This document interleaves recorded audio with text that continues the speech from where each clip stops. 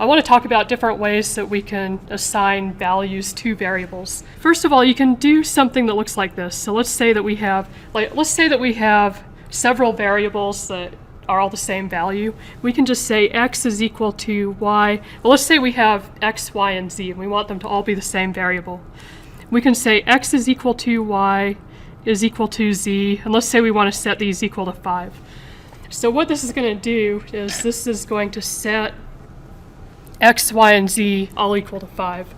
And the order of operation that it's going to do this is it starts this equal operator works right to left. So this is first going to set 5 or z equal to 5, and then it's going to set y equal to 5, and then it's going to set x equal to 5. So just keep that in mind if you're using this operator like that, where you're setting multiple things to the same value.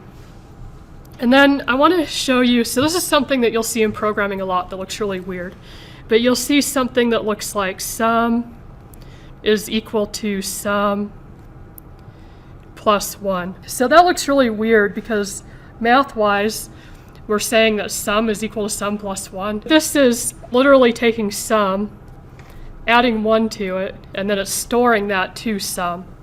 So really what we're doing is we're adding 1 to sum. So we're adding 1 to our variable. So this can be rewritten as sum plus equal 1. So these are equivalent. So this is a short way that you can write sum is equal to sum plus 1. So this sort of thing is so common in programming, where we add or do some sort of mathematical manipulation with our variable, that there's a built-in operator. So this is called a compound operator. So compound operator or arithmetic assignment operator. And so we can do this with different numbers. So let's say that we have x is equal to x plus 4.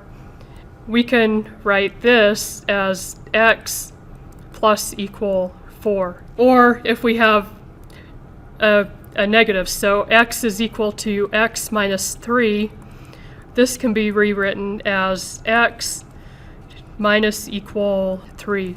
So any of the operators we can do this with. So let's look at x. If we have x equals x multiplied by 10, we can rewrite this as x times equal 10.